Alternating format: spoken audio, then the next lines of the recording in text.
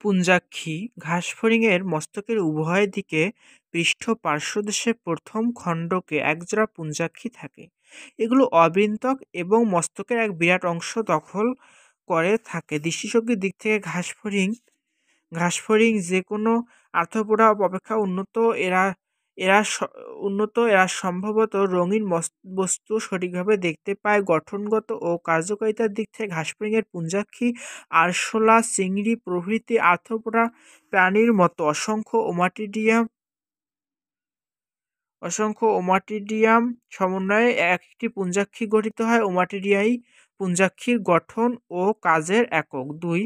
ওসেলি একবচনে ওসেলাস ঘাসফড়িংয়ের দুটি পুঞ্জাক্ষীর মাঝখানে তিনটি স্বরলাক্ষী বা ওসেলি থাকে। প্রত্যেক ওসেলাস পুরু স্বচ্ছ কিউটিকল নির্মিত লেন্স ও একগুচ্ছ আলোক সংবেদী কোষ নিয়ে গঠিত। প্রতিটি কোষ রঞ্জক পদার্থ সমৃদ্ধ। ওসেলাসের তলদেশে মস্তিষ্কে গমনকারী তন্তু বা নার্ভ ফাইবার অবস্থিত। এর অভ্যন্তরে আলোক সংবেদী কোষ থাকে যা রেটিনার মতো কাজ করে। অর্থাৎ পুঞ্জাক্ষী হলো ঘাসফড়িংয়ের মস্তকের উভয় পাশে পৃষ্ঠপোষকদের প্রথম খণ্ডকে একজোড়া, অর্থাৎ প্রথম খণ্ডকে একজোড়া পুঞ্জাক্ষী থাকে। এগুলো অবৃন্তক, অর্থাৎ এখানে বৃন্ত নেই এবং মস্তকের এক বিরাট অংশ দখল করে। দেখা যাচ্ছে যে একটি পুঞ্জাক্ষী মাথা অনেকটা বড় অংশ নিয়ে আসছে দখল করে। দৃষ্টিশক্তির দিক থেকে ঘাসফড়িং যে কোনো আর্থ্রোপোডা অপেক্ষা উন্নত। এরা সম্ভবত রঙিন বস্তু সঠিকভাবে দেখতে পায়। গঠনগত ও কার্যকারিতার দিক থেকে ঘাসফড়িংয়ের পুঞ্জাক্ষী আরশোলা, চিংড়ি প্রভৃতি আর্থ্রোপোডা পর্বের প্রাণীর মতো অসংখ্য ওমাটিডিয়া সমন্বয়ে গঠিত। অর্থাৎ এই ঘাসফড়িং আমরা একটু আগের ভিডিওতে বলেছিলাম যে এগুলো পুঞ্জাক্ষী বা অনেক অক্ষী বা চোখের সমাহার আছে। অর্থাৎ এখানে অসংখ্য পুঞ্জাক্ষী দিয়েই অসংখ্য সমন্বয়ে একটি পুঞ্জাক্ষী অসংখ্য ওমাটিডিয়া দিয়েই একটি পুঞ্জাক্ষী গঠিত হয়।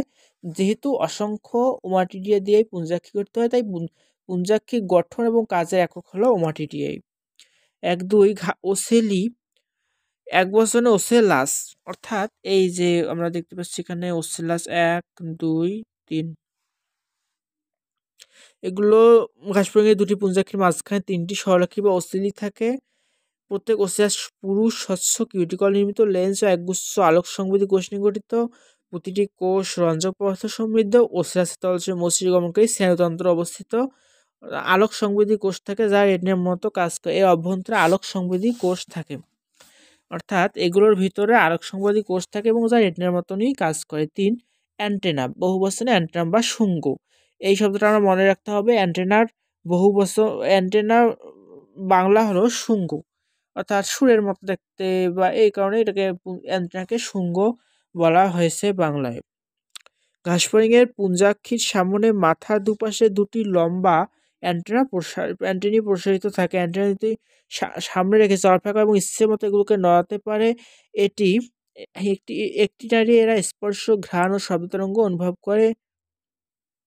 এই দুটি নারীরা এরা যে স্পর্শ, ঘ্রাণ, শব্দ তরঙ্গ এগুলো অনুভব করতেই মূলত এটা নাড়ায় এবং এরা দিয়ে তারা অনুভব করে।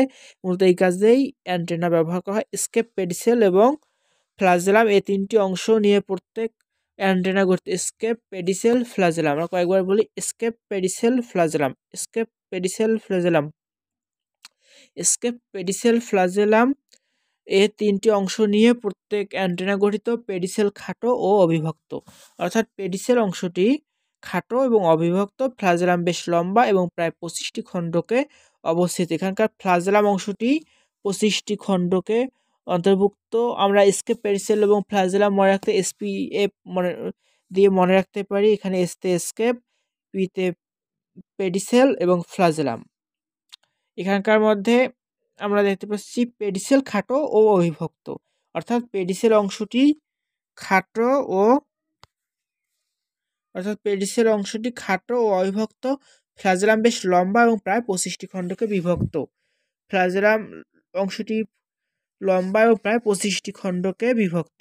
4. মুখোপাঙ্গ মুখের চারদিক ঘিরে অবস্থিত নরনক্ষম ও সন্ধিযুক্ত উপাঙ্গগুলোকে একত্রে মুখোপাঙ্গ বলে। ঘাসফড়িংয়ের মুখোপাঙ্গ মস্তকের অঙ্কিত অবস্থিত কচি পাতা বা কাণ্ড চর্বণে ব্যবহৃত হয় বলে ঘাসফড়িংয়ের মুখোপাঙ্গকে চর্বণ উপযোগী চিউইং বা ম্যান্ডিবুলেট মুখোপাঙ্গ বলে।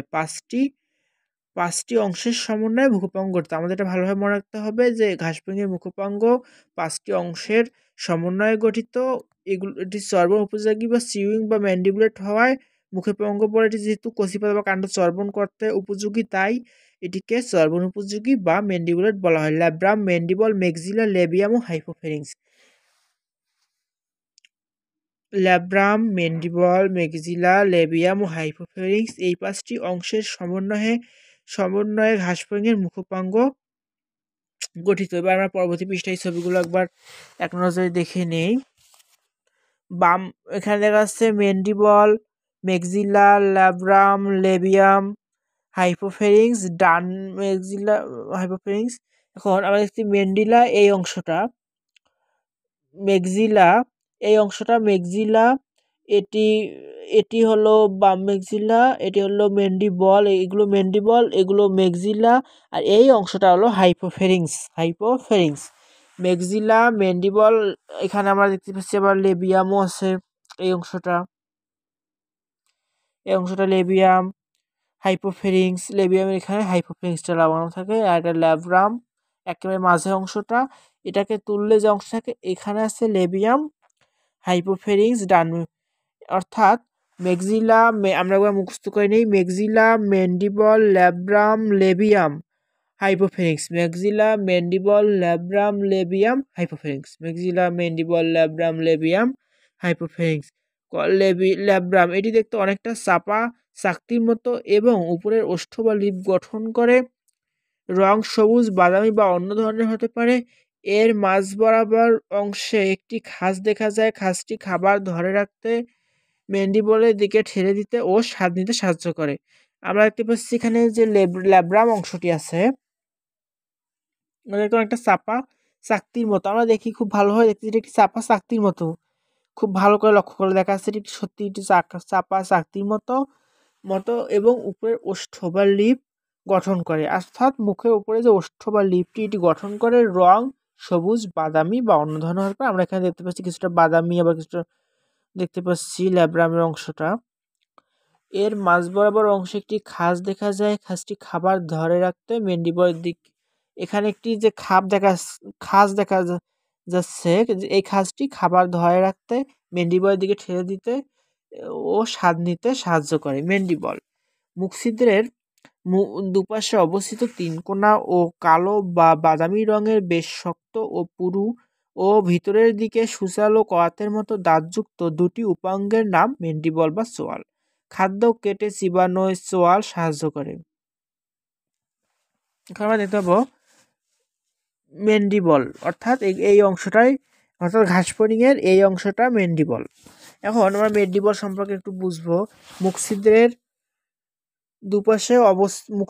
দুপাশে অবস্থিত ত্রিকোণা ও কালো বা বাদামি রঙের, এগুলো দেখতে কালো বা বাদামি রঙের, বেশ শক্ত। অবশ্যই এটি শক্ত হবে, কারণ ম্যান্ডিবল ভিতরের দিকে সুচালো কওয়াতের মধ্যে দাঁতযুক্ত, স্বাভাবিকভাবে এটি শক্ত হবে এবং দুটি উপাঙ্গের নাম ম্যান্ডিবল বা চোয়াল। খাদ্য কেটে চিবানোয় চোয়াল সাহায্য করে। করে। অর্থাৎ আমরা দেখতে পাচ্ছি ম্যান্ডিবলে দাঁতের মতো অংশ থাকে এবং দুটি উপাঙ্গের নাম, এবং খাদ্য কেটে চিবানোয় চোয়াল